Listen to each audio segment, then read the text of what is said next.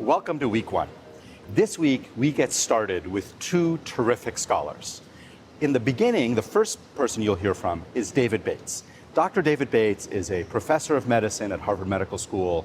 He's chief of general medicine at Brigham and Women's Hospital. But what he really is one of the world's leading authorities on patient safety. And what Dr. Bates is going to do is he is going to outline how to think about patient safety. What are the big causes of medical errors? And what does that look like in the hospital setting versus what does it look like in the outpatient setting where so much of patient care is delivered?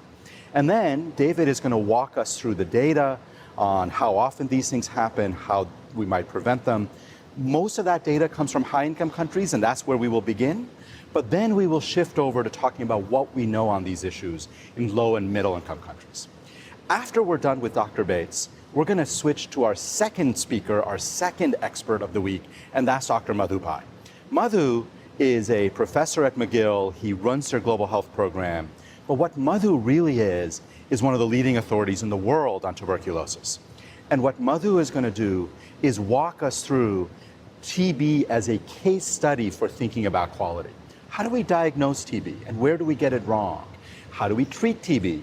How do we manage those unusual cases, not so unusual now, the drug-resistant cases? All of that is going to be a very specific set of examples to take the concepts of quality and really bring it down to something very concrete.